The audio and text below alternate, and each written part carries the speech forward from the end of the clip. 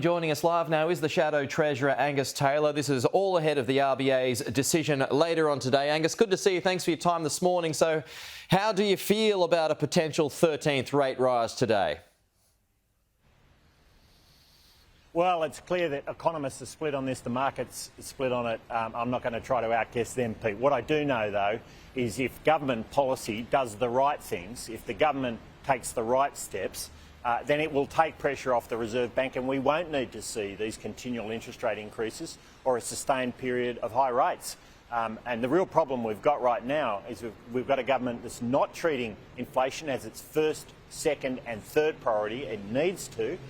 It's got the foot on the accelerator. $185 billion of extra spending since they got into government. That's over $7,000 for every man, woman and child in this country of extra spending. That's fuelling inflation. And that's putting the Reserve Bank in a position where it's had to raise interest rates. Unexpectedly after the budget, it raised interest rates despite the budget highlighting the expectation of no increases. We're in a situation where the Reserve Bank is putting the foot on the brake at the same time as the government's had the foot on the accelerator. Right, but inflation is coming down and the government has got a bigger surplus than expected, up from $4.1 billion to almost $20 billion. So doesn't that prove that they're on the right path? No, not at all. So let's look at the facts. They're important, Pete. Fact number one, core inflation has gone from 6.5% to 6.4% in the last month. We're still at heightened levels, well above the target range, and there's a lot of work left to do to get inflation down. Second, they're spending an extra $185 billion. Yes, there's a huge windfall from strong commodity prices, strong labour markets that they inherited. That's a good thing. The problem is they're spending a very significant portion of it. That's $7,000 for every man, woman and child in this country of extra spending in this budget versus when they came into government. That's fuel on the fire. That's fuel on the fire. We don't need that fuel on the fire. That's why we've opposed $45 billion of spending going through the parliament in recent months to try and keep this government disciplined. But Labor governments know no other way. They always want to spend.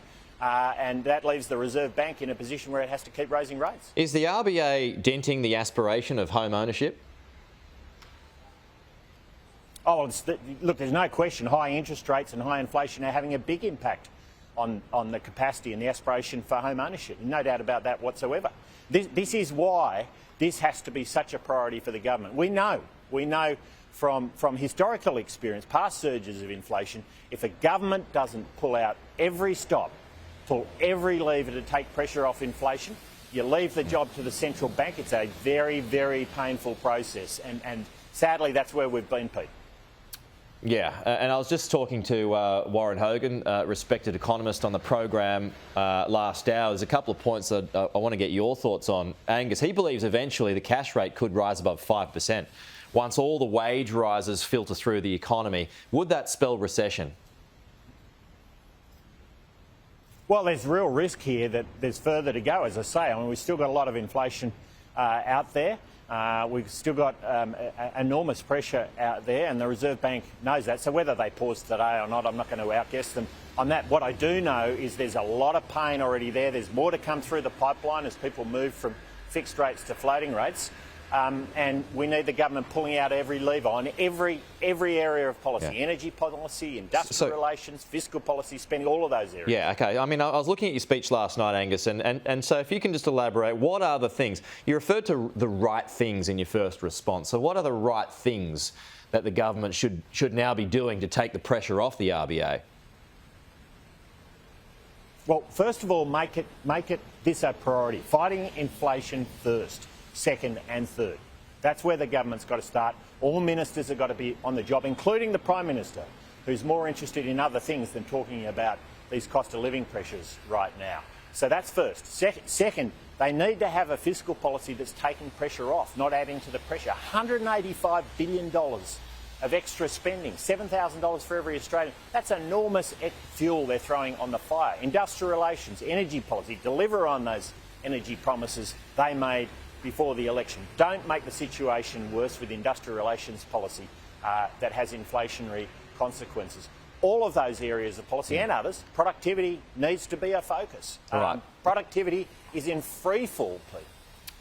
Well, Productivity, though, has been flat for a decade, though, hovering at about 1.1%. That includes when you were in power. So that proves, doesn't it, that lifting it is not easy? Well, hang on, Pete. Go to the facts again.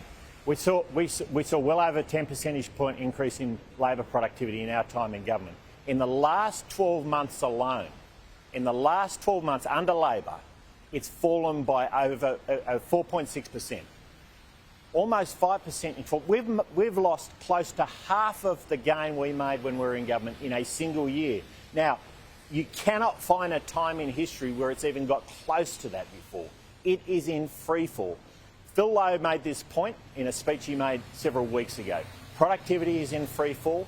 How do you beat inflation when you've got that kind of extra spending going into the economy, productivity in free fall, and a government that is pursuing policies in energy and industrial relations that's making the situation worse? And a Prime Minister is more interested in talking about the Canberra voice than he is in talking about inflation and cost of living pressures. Okay. Their priorities are wrong, and whilst their priorities are wrong, we're going to see this kind of pain. Speaking of the Prime Minister, Anthony Albanese's British counterpart, Rishi Sunak, it's a complete change of topic here, Angus. He said overnight that the Australians didn't uphold the spirit of cricket. I know you're a cricketing fan, but have the English got to get over it and accept that they just lost? They are sore losers. They are sore losers, Pete, and no one likes a sore loser. I mean, we really are seeing the whinging poms coming out, and lead whinging pom, the Prime Minister, very disappointing. We won fair and square. 2 down. Looking forward to the next ones.